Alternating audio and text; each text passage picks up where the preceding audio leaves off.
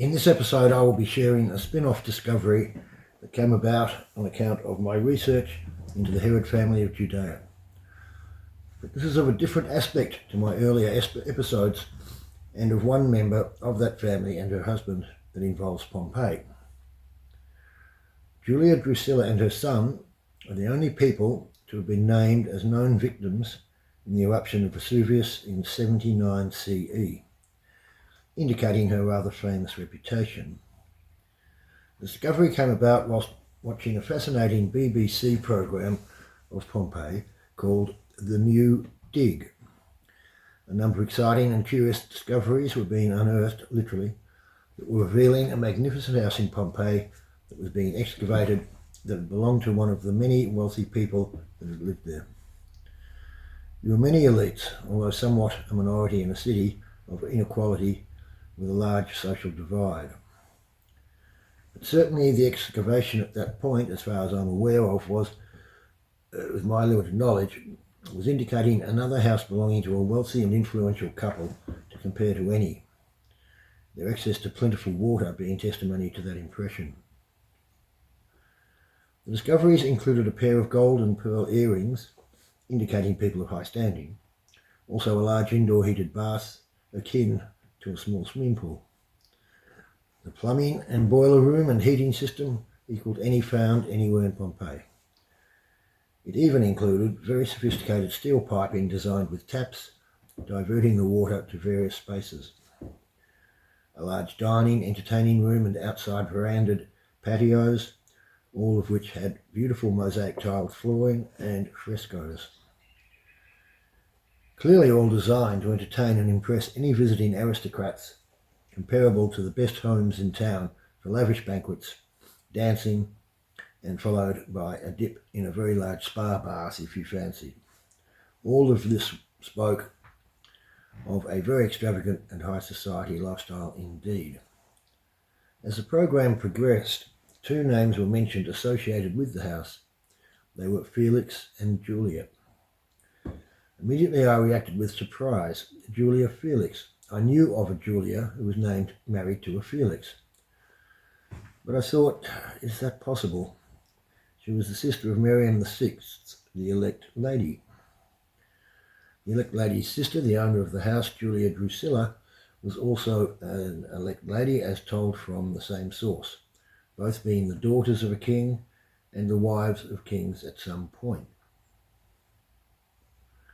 But I hadn't discovered that Julia had died in Pompeii in the eruption, and I surmised she may have been too old. I mused, well, if she were born around 20 CE, then she would have been 59 at the time, quite possible, and that's what eventuated. Whilst she is said to have been born in 38, that is impossible for various reasons, including the age of her father and mother, him being 49, pardon me, and his wife about 47. Felix was Marcus Antonius Felix, and he was a relative of Caesar Claudius via Drusus and Antonia II, daughter of Mark Antony and Octavia. And this is confirmed to including Julia and her brother Julius Marcus Agrippa, who I add should be known as a Caesar, as he and Julia were the cousins of Caesar Caligula, whose sister and daughter were also called Julia Drusilla, and a niece and nephew of Caesar Claudius. I know Julia as Julia Drusilla Agrippina Caesonia, but she has been recorded falsely as Drusilla, King Herod's daughter, and as a Herod. While she was recorded as a Herod, she wasn't actually a Herod by her father. Her father was someone else. Her family has many secrets befitting of her father, who's recorded as Herod Agrippa I, but had Roman names, being also Julius Marcus Agrippa. Now, back to Marcus Antonius Felix. He was appointed as the governor procurator of, at first, Samaria, and then elevated further by Claudius as the procurator of all of Judea. At about that time, he was married to Julia Drusilla Agrippina, and as not told before, Caesonia, by the interesting circumstances on account of Julia being Claudius's niece.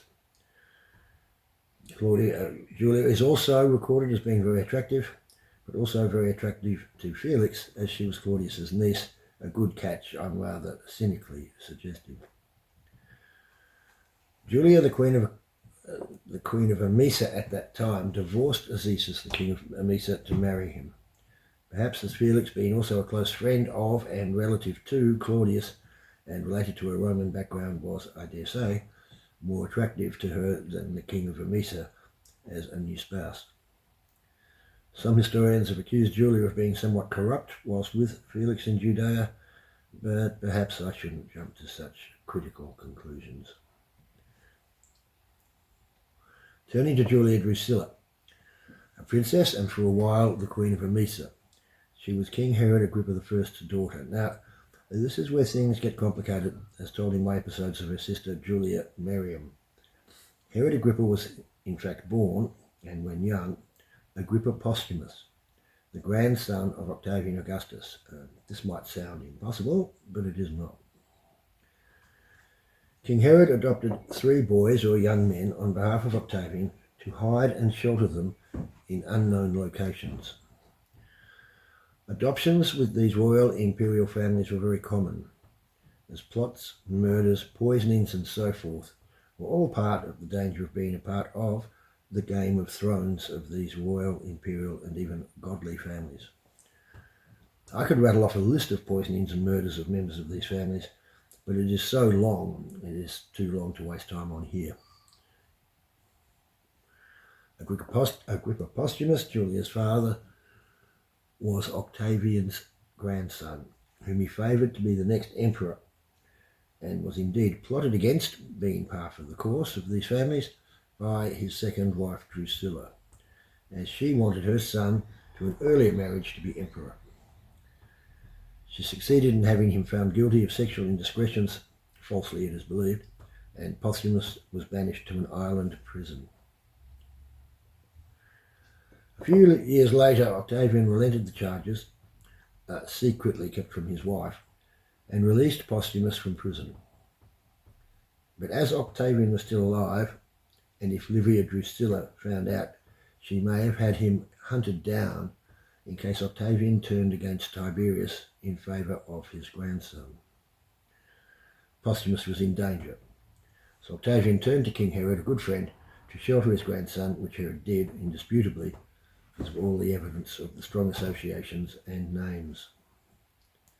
Herod then married him to his brother Faisal I's granddaughter, Cypros, and he then became recorded as Herod Agrippa I, instead of Agrippa Posthumus. A fairly flimsy disguise, to be sure, but it has worked, even until now. Julia and all her sisters' names start with Julia, as she was their grandmother, being the name of Octavian's daughter.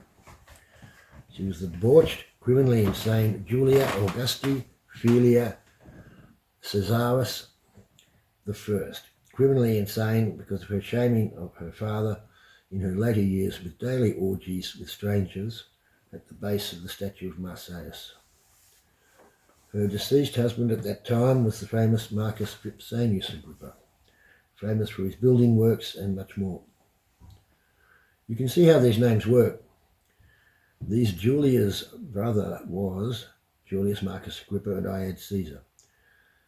But he too has gone down in history as Herod Agrippa II, the king of Judea, appointed by no other than Claudius after the murder of his father by an angry mob for acting as a god king by the zealots of Syria and southern Chalcis as part of his kingdom.